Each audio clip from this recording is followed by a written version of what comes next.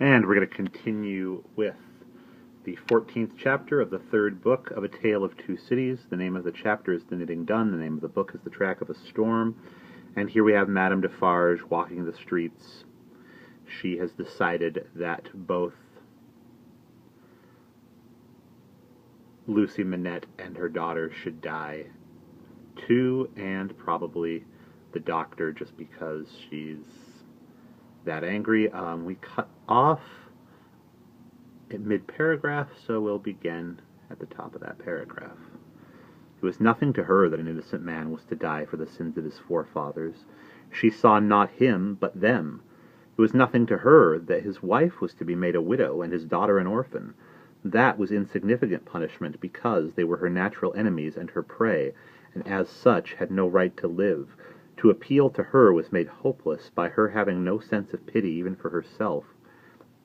If she had been laid low in the streets, in any of the many encounters in which she had been engaged, she would have pitied herself, or she would not have pitied herself, nor, if she had been ordered to the axe tomorrow, would she have gone to it with any softer feeling than a fierce desire to change places with the man who sent her there. Such a heart Madame Defarge carried under her rough robe, carelessly worn. It was a becoming robe enough, in a certain weird way, and her dark hair looked rich under her coarse red cap. Lying hidden in her bosom was a loaded pistol. Lying at her waist was a sharpened dagger. Thus accoutred, and walking with the confident tread of such a character, and with the supple freedom of a woman who had habitually walked in her girlhood barefoot and bare-legged on the brown sea sand, Madame Defarge took her way along the streets. Now when the journey of the travelling coach, at that very moment waiting for the completion of its load, had been planned out last night, the difficulty of taking Miss Pross in it had much engaged Mr. Lorry's attention. It was not merely desirable to avoid overloading the coach, but it was of the highest importance that the time occupied in examining it and its passengers should be reduced to the utmost, since their escape might depend on the saving of only a few seconds here and there. Finally, he had proposed, after anxious consideration, that Miss Pross and Jerry, who were at liberty to leave the city, should leave it at 3 o'clock, in the lightest wheeled conveyance known to that period. Unencumbered with luggage, they would soon overtake the coach, and passing it, preceding it on the road, would order horses in advance, and greatly facilitate its progress during the precious hours of the night, when delay was the most to be dreaded. Seeing in this arrangement the hope of rendering real service in that pressing emergency, Miss Pross hailed it with joy. She and Jerry had beheld the coach start, had known who it was that Solomon brought, had passed some 10 minutes in tortures of suspense, and were now concluding their arrangements to follow the coach, even as Madame Defarge, taking her way through the streets, now drew nearer and nearer to the else deserted lodging in which they had their consultation. "Now, what do you think, Mr. Cruncher?" said Miss Pross, whose agitation was so great that she could hardly speak, or stand, or move, or live. "What do you think of our not starting from this courtyard? Another carriage having gone from here today, it might awaken suspicion." "My opinion, miss," returned Jerry Cruncher, "is as you're right. Likewise what I'll stand by you, right or wrong." "I am so distracted with fear and hope for our precious creatures," said Miss Pross, wildly crying, "that I am incapable of forming any plan.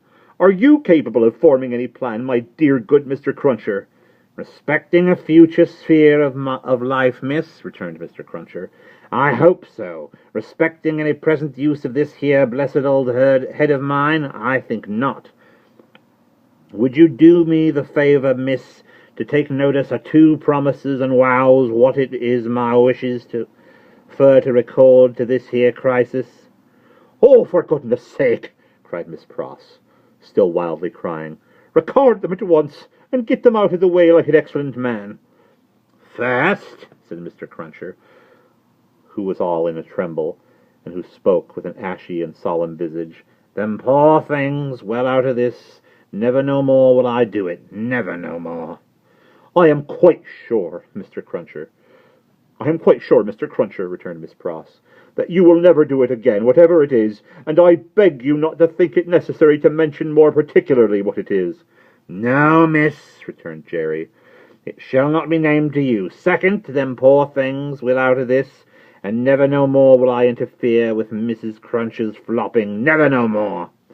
Whatever housekeeping arrangement that may be, said Miss Pross, striving to dry her eyes and compose herself, I have no doubt it is best that Mrs. Cruncher should have it entirely under her own superintendence. Oh, my poor darlings!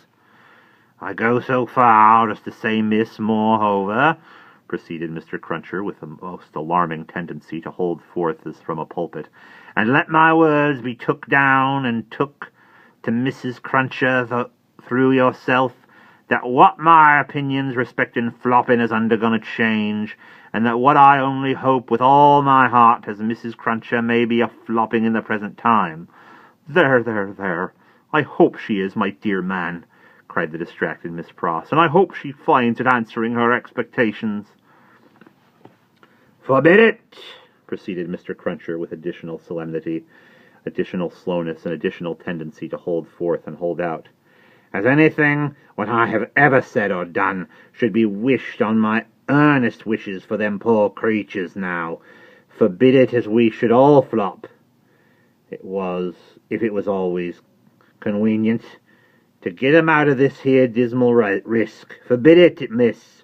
What I say, forbid it. This was Mr. Cruncher's conclusion, after a protracted but vain endeavour to find a better one. And still Madame Defarge, pursuing her way along the streets, came nearer and nearer. If we ever get back to our native land, said Miss Pross, you may rely upon my telling Mrs. Cruncher as much as I may be able to remember and understand of what you have so impressively said, and, at all events, you may be sure that I shall bear witness to your being thoroughly in earnest at this dreadful time. Now pray let us think, my esteemed Mr. Cruncher, let us think. Still Madame Defarge, pursuing her way along the streets, came nearer and nearer. If you were to go before, said Miss Pross, and stop the vehicle and horses from coming here, and were to wait somewhere for me, wouldn't that be best? Mr. Cruncher thought it might be best. Where could you wait for me? Asked Miss Pross. Mr. Cruncher was so bewildered that he could think of no locality but Temple Bar. Alas, Temple Bar was hundreds of miles away, and Madame Defarge was drawing very near indeed. By the cathedral door, said Miss Pross.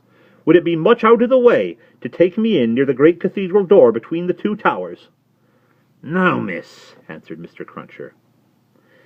Then like the best of men, said Miss Pross, go to the post-house straight and make that change. And I am doubtful, said Mr. Cruncher, hesitating and shaking his head, about leaving of you, you see. We don't know what may happen. Heaven knows we don't, returned Miss Pross.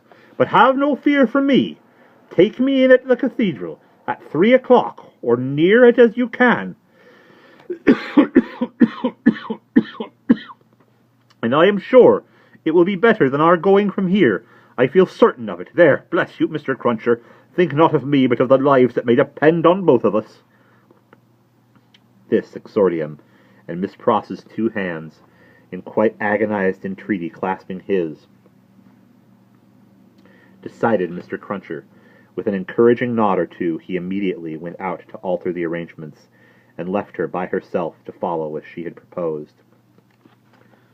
The having originated a precaution which was already in course of execution was a great relief to Miss Pross. The necessity of composing her appearance so that it should attract no special notice in the streets was another relief. She looked at her watch, and it was 20 minutes past 2. She had no time to lose, but must get ready at once.